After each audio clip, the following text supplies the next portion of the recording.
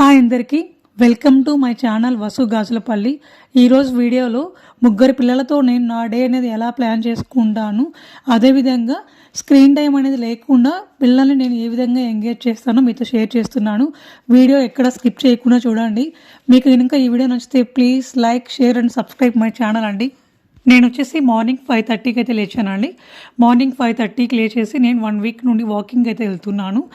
మేమున్న అపార్ట్మెంట్కి వచ్చేసి మాకు లిఫ్ట్ అయితే లేదండి. నేను కొంచెం ఏదైనా వర్క్ ఎక్కువ చేసినప్పటికీ నా కాలు కొంచెం ఎక్కువ పెయిన్గా ఉన్నాయి. లాస్ట్ టైం ఈ విధంగా పెయిన్ వచ్చినప్పుడు నేను హాస్పిటల్కి అయితే వెళ్ళాను. డాక్టర్ వచ్చేసి మీరున్న హైట్కి మీ వెయిట్ 60 kgs కన్నా ఎక్కువ ఉండకూడదని చెప్పారు. అందుకనేసి నేను ఇప్పుడు వాకింగ్ చేయడం అయితే స్టార్ట్ చేశాను.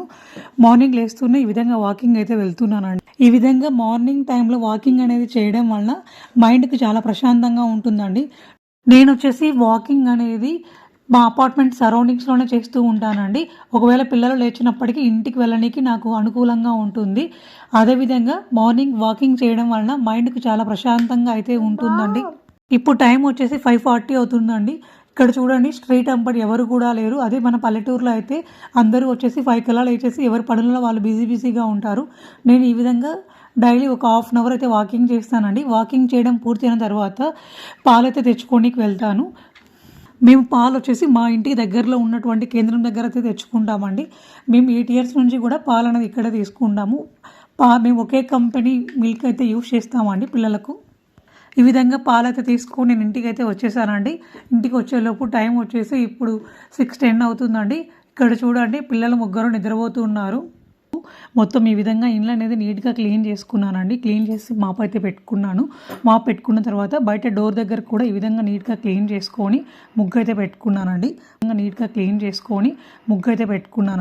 ముగ్గు వేసుకున్న తర్వాత అంతలోపు పెద్ద బాబు అయితే లేచాడండి. బాబుకి పాలు ఇచ్చేసాను. పాలు తాగేస్తాను, స్నానానికి అయితే వెళ్ళిపోయాడు. స్టవ్ పైన ఒక సైడ్ వచ్చేసి పిల్లలకి తాగడానికి హాట్ వాటర్ అయితే పెట్టానండి. ఇంకొక సైడ్ వచ్చేసి ఎగ్స్ అయితే వేసాను.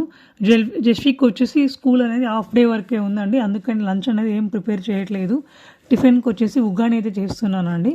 ఉగ్గాని చేయడానికి ఇలా పోపు కోసము టమోటాలు ఇవన్నీ కట్ చేసి పెట్టుకున్నానండి.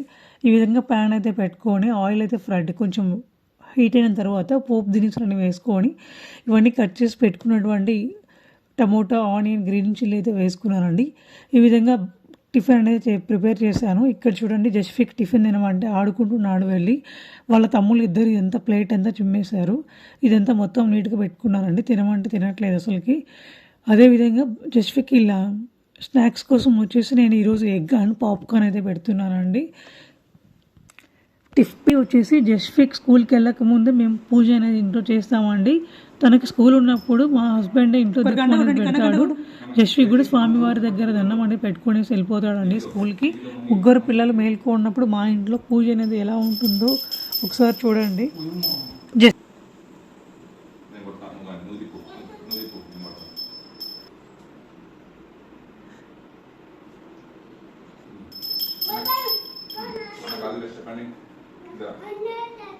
అది బెస్ట్. నువ్వు చెప్పు.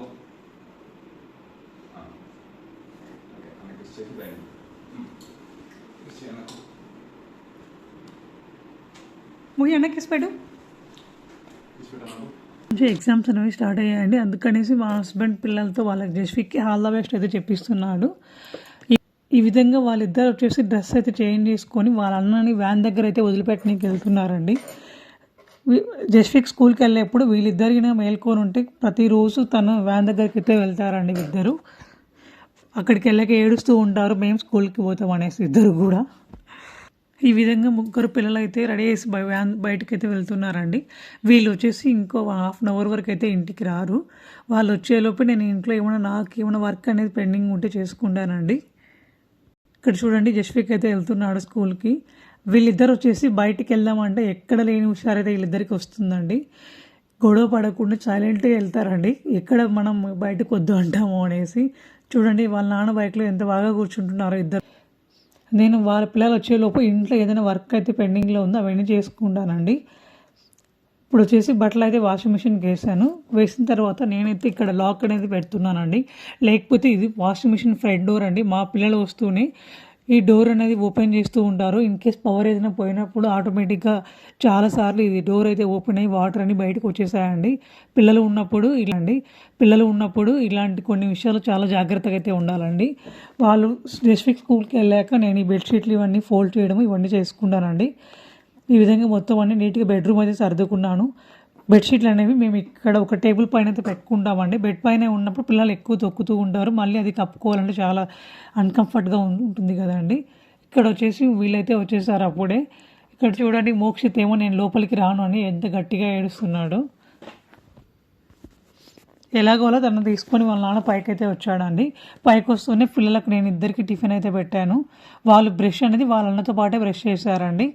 ఇక్కడ చూడండి నేను వీళ్ళకి డ్రాయింగ్ వేసుకోమని ఇద్దరికి బుక్స్ ఇస్తే మోహిత్ ఏమో కూర్చొని డ్రాయింగ్ అయితే వేసుకుంటున్నాడు. తను బుక్స్ అంటే చాలా ఇష్టం అండి. తను బుక్స్ ఇచ్చి ఇలా క్రేయాన్స్ అనేవి ఇస్తే 1 అవర్ వరకైనా ఇట్లా డ్రాయింగ్ అనేది వేసుకుంటూ ఉంటాడు. ఇక్కడ చూడండి మోక్షిత్ ఏం చేస్తున్నాడు, మార్నింగ్ టిఫిన్ అనేది కొంచెమే తిన్నాడు. వాళ్ళన్న స్కూల్కి పెట్టినటువంటి పాప్కార్న్ అయితే చూశాడండి. నాకు అది కావాలని ఏడుస్తున్నాడు. అది తింటూ పడుకున్నాడు ఇక్కడ వీడు. ఈ విధంగా వీళ్ళు డ్రాయింగ్ అనేది వేసుకుంటూ వీడు తినేలోపు నేను ఇంట్లో ఉన్నటువంటి పాత్రలు అవన్నీ అయితే నీట్గా క్లీన్ చేసుకున్నానండి. అదేవిధంగా వాషింగ్ మిషన్కి వేసినటువంటి బట్టలు అవన్నీ కూడా ఆరబెట్టుకుంటాను. వీళ్ళకి లైట్గా కోల్డ్ అయితే ఉందండి. అందుకనేసి నేను ఈరోజు స్నానం అనేది లేట్గా చేయించిన తర్వాత వాళ్ళు కొద్దిసేపు ఉన్న తర్వాత పాలు అయితే తాగుతారండి. తాగిన తర్వాత వాళ్ళకి డైలీ ఒక 1/2 అవర్ ఈ విధంగా నేను చార్ట్స్ అనేది తెప్పించానండి. వాళ్ళకి 1/2 అవర్ ఈ విధంగా ఏదో ఒక టీచ్ చేస్తూ ఉంటాను. ఇక్కడ చూడండి మా పిల్లలకు ఏ విధంగా నేను టీచ్ చేస్తాను. మా పిల్లలకు వచ్చేసి orange, jujube, cherry, star fruit, plum, grapes, fig, pear, guava.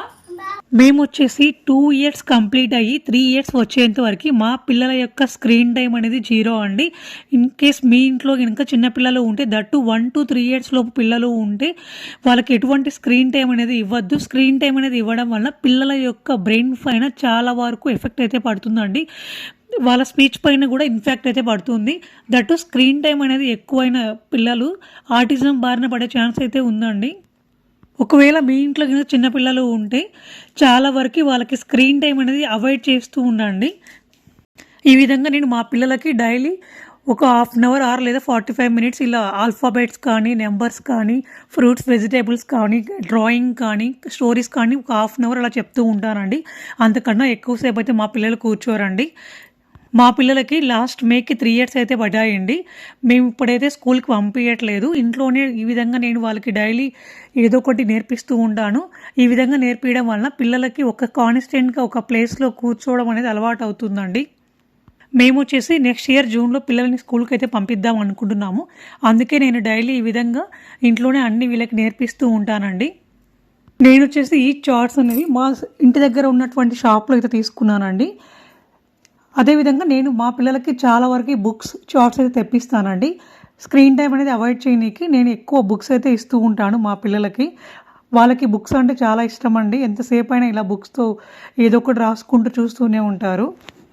నేను వచ్చేసి మా పిల్లలకు స్క్రీన్ టైం అనేది 3 ఇయర్స్ పడిన తర్వాత ఎప్పుడైనా గెస్ట్లు ఎవరైనా ఇంటికి వచ్చినప్పుడు నేను వీళ్ళని ముగ్గురిని హ్యాండిల్ చేయలేని పరిస్థితిలో ఒక 1/2 అవర్ అట్లా టీవీ అయితే పెడతానండి. అది కూడా వాళ్ళకి ఏ లాంగ్వేజ్ అయితే అర్థమవుతుందో ఆ లాంగ్వేజ్లోనే పెడతానండి. ఆల్ఫాబెట్స్ కానీ, నెంబర్స్ కానీ, రైమ్స్ కానీ వాళ్ళకి అర్థమయ్యే లాంగ్వేజ్లోనే స్క్రీన్ టైం అనేది ఇస్తాను నేను. 1/2 అవర్ కైనా ఎక్కువ అయితే స్క్రీన్ టైం అనేది నేను ఇవ్వనండి ఇప్పటికీ కూడా వాళ్ళకి. ఈ విధంగా కొద్దిసేపు వాళ్ళకి డైలీ 1/2 అవర్ అయితే ఈ విధంగా ఏదో ఒకటి నేర్పిస్తానండి. నేర్పించిన తర్వాత వాళ్ళు వచ్చేసి కొన్ని ఆనియన్స్ అండ్ ఎగ్ ట్రే అయితే ఇచ్చానండి ఆడుకోమనేసి. ఇక్కడ వీళ్ళిద్దరు చూడండి కొద్దిసేపు ఆ ట్రే పైన ఆనియన్స్ అయితే పెట్టుకుని ఆడుకున్నారు. ఆ తర్వాత చూడండి మోక్షిత్ ఏమో ఆనియన్స్ పైన ఉన్నటువంటి పొట్టు అయితే తీస్తున్నాడు. మోహిత్ ఏమో అన్ని ఇష్ట పడేస్తున్నాడండి. ఈ విధంగా మీ ఇంట్లో ఉన్నటువంటి వస్తువులతోనే మనకి ఎటువంటి డ్యామేజ్ అయితే జరగదు అని అనుకుంటామో వాటితో పిల్లల్ని ఎంగేజ్ చేస్తూ ఉండండి. ఎటువంటి పరిస్థితుల్లో కూడా చిన్నపిల్లలకి స్క్రీన్ టైం అనేది ఇవ్వద్దండి ప్లీజ్.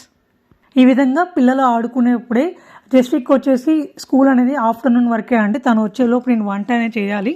ఈ విధంగా పిల్లలు ఇద్దరు ఆడుకునేప్పుడు నేను వచ్చేసి వంట అనేది స్టార్ట్ చేస్తున్నాను.